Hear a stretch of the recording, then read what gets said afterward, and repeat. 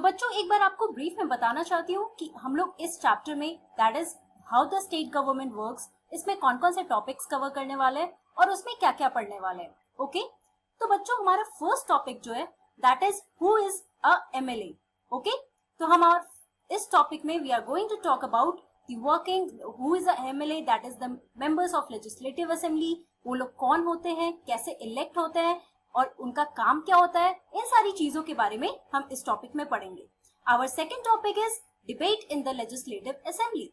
Now we will talk about the legislative assembly और वहां पे डिबेट्स क्या होता है, डिबेट्स क्यों होते हैं, डिबेट्स करने वाले कौन है, तो ये सारी वर्किंग के बारे में हम लोग इस टॉपिक में पढ़ेंगे। Then our third topic would be working of the government. Now since we are going to talk about the state government, so we will talk about the working of the state government here. Okay, now let's start today's topic with this first subtopic here, that is who is a MLA.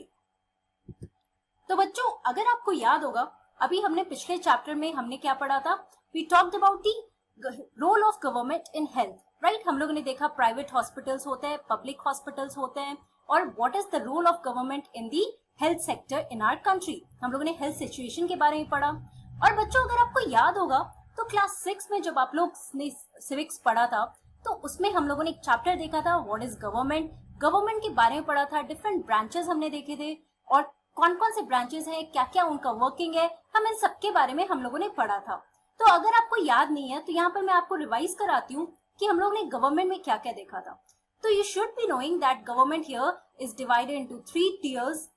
The first one is the union government, the second union government or the central government. The second one is the state government and the third part here is the local government, right? और आपको याद होगा कि आप लोगों ने local government में पंचायत और उनके elections के बारे में, ग्राम पंचायत के बारे में, ये सब कुछ आप लोगों ने क्लास 6 में भी पढ़ा है, right? How what is the working of the panchayat, कैसे election होता है, कौन होते हैं, उनकी working क्या होती है, ये सारी चीज आप लोगों ने यहाँ पर कवर की थी।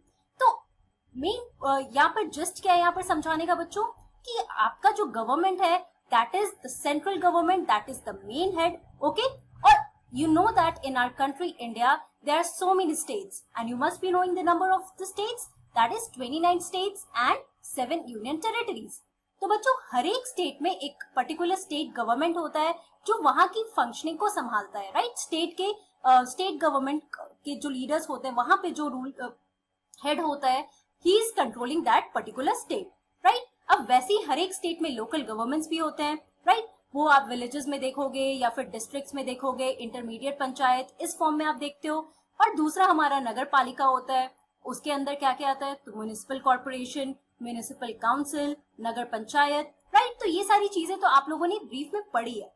तो आज जो हमारा चैप्टर है बच्चों that is about the state government here. Okay, now let us start our discussion with this very beautiful example that is also given in your NCERT book.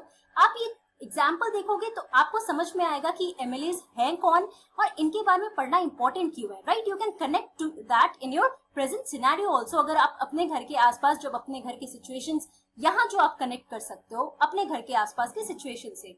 Okay, now this example here is whose responsibility. Now, two friends here are reading in the newspaper and what is the news? Hey, look at this. It says that there is a water shortage in our state and people are falling sick. And what is the news here? Now, this is the story of Patalpuram. Okay, this is one district here और इसके बारे में ये story हम पढ़ते हैं। Now, people at the district headquarter Patalpuram receive water supply once in 3 days. The district hospital here is overflowing with patients, a large number of whom are children with acute diarrhea. अब बताओ बच्चों, ये particular district जो पटलपुरम है, यहाँ पर water जो है, वाटर सप्लाई जो है वो एक बार आता है पूरे 3 दिन में। ओके, 3 दिन में एक बार इनकी वाटर सप्लाई इस जगह पे आ रही है। ऑल्सो जो इनका डिस्ट्रिक्ट हॉस्पिटल है that is flooding with the patients. क्यों? क्योंकि यहाँ पे लोगों को डायरिया हो रहा है। तो आप देख रहे हो कि ये पर्टिकुलर प्रॉब्लम जो है इस डिस्ट्रिक्ट में, you can connect it with your location also, जहाँ पे आप रहते हो। आपके घर के आसपास भी आप देखते होंगे बहुत सारी प्रॉब्लम्स होते हैं, right? May be it be in the case of construction of road या फिर इलेक्ट्रिसिटी, अगर सप्लाई ऑफ इलेक्ट्रिसिटी बहुत कम आ रही है, या फिर वाटर शॉर्टेज भी हो सकता है आपके एरिया में, और गंदगी। तो ये सारी चीजें कौन देखता है, कौन संभालता है, ये हम इस स्टोरी के थ्रू समझेंगे। Okay, now while these two friends were going out somewhere, they saw that the road is blocked due to rally. Now they have garrowed the MLA's residence. अब यहाँ पे आपके लिए टर्म आया है MLA. Okay? Now let us understand why are they protesting in front of the MLA's residence. Now one of the friends, she asked, really? Why? Has he done something? Now the police woman here, she is saying that they seem more angry about what he hasn't done. तो obviously लोग क्यों यहाँ पे पटलपुरम के इस district में क्यों यहाँ पर लोग प्रोटेस्ट कर रहे हैं in front of the MLA's resident? Because there is a shortage of water and water is only supplied once in 3 days. So obviously people are going to ask the government that they have elected there. तो वहां पे उन लोगों ने किसको elect किया है? उनके जो MLA होते हैं पर्टिकुलर डिस्ट्रिक्ट में, उनके जो हेड होते हैं, राइट? तो उनके घर के पास ये लोग हंगामा करने जाते हैं, प्रोटेस्ट करने जाते हैं. आप अपने आसपास भी प्रेजेंट सिनेरियो में भी बच्चों you can really connect to this thing, क्योंकि आप भी अपने घर के आसपास देखते होंगे कि आपके जो एल्डर्स हैं वो लोग बहुत बातें करते होंगे कि आपके कम्युनिटी में क्या प्रॉब्लम चल रही है, आपके सोसाइटी में किस चीज की कमी है. Now they will blame the government for this, right? So obviously one who is getting this problem, he has to go to his leader to whom he is electing in elections. Okay, we will go to through that in detail. Okay, now let us see what are they demanding here.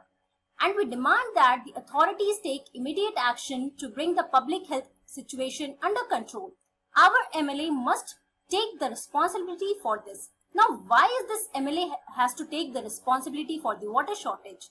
Why? क्योंकि कोई भी district में उनका जो head है वो उनका MLA होता है. हम लोग एक इलेक्शन ऑफ MLA के बारे में देखेंगे कि इलेक्ट कैसे होता है, इनको इलेक्ट कौन करता है and why he is responsible to the people. Okay, also देखो यहाँ पर आप लोग जिस्ट में क्या समझ रहे हो कि पटलपुरम एक डिस्ट्रिक्ट है जहाँ पे वाटर शॉर्टेज है, उसकी वजह से बहुत सारे लोग जो है वो बीमार हो रहे हैं, डायरिया हो रहा है और इसकी वजह से वो लोग हॉस्पिटल्स में जा रहे हैं. तो वाटर सिचुएशन खराब है, हेल्थ सिचुएशन भी डेटोरेट कर रहा है. Now people they have harrowed in front of the MLA's resident and they are protesting and asking him to take the responsibility and to do something about the current situation, right?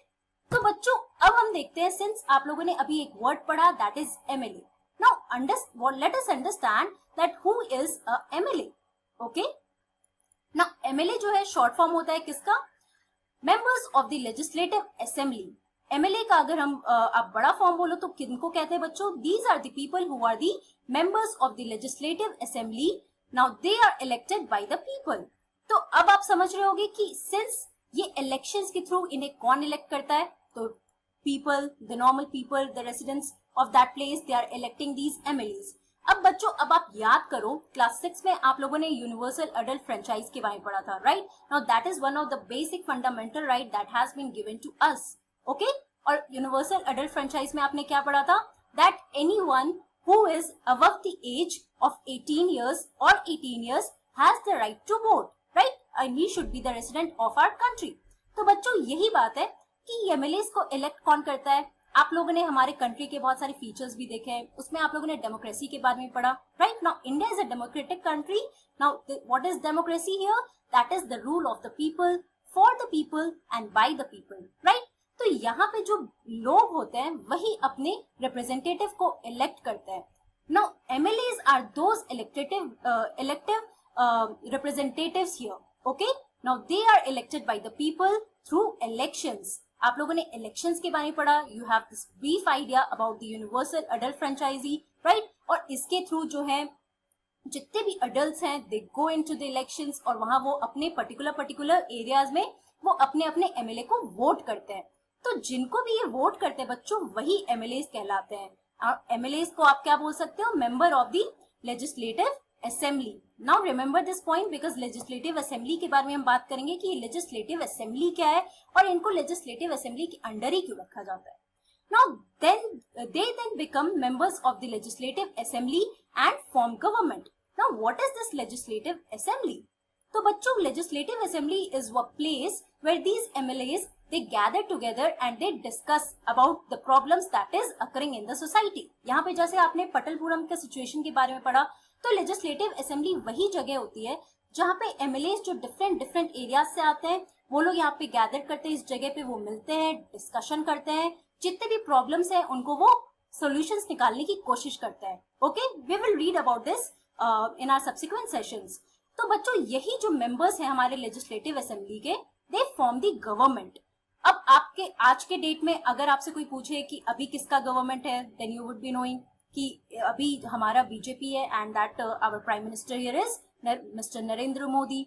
तो ऐसे आप अपने state में भी पता कर सकते हो, या फिर आप अपने मम्मी पापा से पूछो कि आपके एरिया का एमएलए कौन है। You must know the name of the MLA who is there. Now since you are reading these things, तो आप इसको अप्लाई करने के लिए बेस्ट तरीका क्या है कि आप अपने प्रेजेंट सिनेरियो जो आपके घर के आसपास चीजें हो रही है उससे कनेक्ट करोगे तो आपको बहुत अच्छे से समझ में आएगा, right. Now let us move on here. अब हम लोग जब लेजिस्लेटिव असेंबली की बात कर रहे हैं, so let us see that every state in India has a legislative assembly. Now this is the picture of the legislative assembly बच्चों। जैसे मैंने आपको बताया था कि लेजिस्लेटिव असेंबली एक जगह है जहाँ पे जितने भी एमएलएज इलेक्ट किए जाते हैं, जिसको लोग इलेक्ट करते हैं, आपके मम्मी पापा भी इलेक्शन में वोट करने जाते होंगे, यू कैन आस्क देम कि वो लोग इलेक्ट कैसे करते हैं, how is this process of election working here in your society also, right. तो इस जगह पे ये जितने भी जो एमएलएज होते हैं यहाँ पर बैठ के वो डिस्कशन करते हैं and they try to find out the solutions of the problems that is occurring in their own society, okay. Now each state is divided into different areas और constituencies. Now this is one important point to understand, okay? For example बच्चों, ये आप India का map देख रहे हो, एक एक स्टेट, जितना भी स्टेट है, that is the 29 states in our country, हर एक स्टेट जो है डिफरेंट कॉन्स्टिट्यूएंसीज में डिवाइडेड है, ओके। तो मतलब डिफरेंट ब्लॉक्स, डिफरेंट एरियाज है हर एक। जैसे आप डिस्ट्रिक्ट के बारे में आपने पढ़ा होगा लास्ट ईयर में, राइट, जब हम लोग लोकल गवर्नमेंट में डिविजन देखते हैं। तो अगर हम एग्जाम्पल लेते हैं हिमाचल प्रदेश की, okay, now let us take the example of Himachal Pradesh. This is the map of Himachal Pradesh here. You can see that this whole state is divided into this small blocks here, right, आप देख सकते हो। तो अगर हिमाचल प्रदेश की हम बात करते हैं तो Himachal Pradesh is divided into 68 assembly constituencies, okay. तो 68 असेंबली कॉन्स्टिट्यूएंसीज में डिवाइडेड है हमारा हिमाचल प्रदेश। ऐसे ही हर एक state, let it be Uttar Pradesh, Andhra Pradesh, Maharashtra, Rajasthan, Gujarat, तो इंडिया में जितने भी स्टेट हैं वहां हर एक स्टेट में डिफरेंट असेंबली कॉन्स्टिट्यूएंसीज होते हैं, okay. Also from each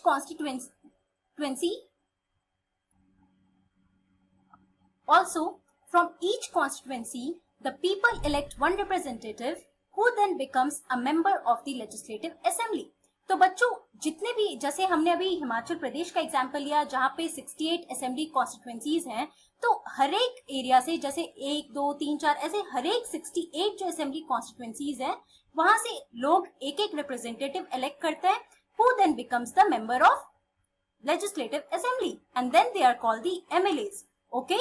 Also these MLAs belong to different political parties। अब आप जब भी इलेक्शंस देखते होंगे, इलेक्शंस में अगर आप मम्मी पापा के साथ जाते होंगे, if you can also ask your mom and dad about different political parties who are there fighting in the elections. तो जितने भी एमएलए है बच्चों, ये डिफरेंट पॉलिटिकल पार्टीज से होते हैं, यहाँ पे उनके अपने अपने पॉलिटिकल सिंबल्स भी होते हैं, okay.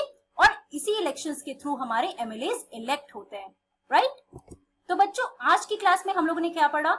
We talked about who is an MLA, that is the member of the legislative assembly who is elected by the people। और we किससे कैसे इलेक्ट होते हैं? तो इलेक्शंस के थ्रू इलेक्ट होते हैं। और हर एक स्टेट में डिफरेंट कॉन्स्टिट्यूएंसीज होती है, ओके। और हर एक कॉन्स्टिट्यूएंसी से जितने भी लोग होते हैं they go and they elect one person who is then elected as the member of legislative assembly who then becomes the MLA, okay। तो बच्चों अगली क्लास में हम लोग देखेंगे कि एक एमएलए कैसे एक चीफ मिनिस्टर बनता है और उसके बाद इलेक्शंस के और प्रोसेस को समझेंगे। Then we will talk further about this member of legislative assembly in next class। That's all for today. Thank you very much.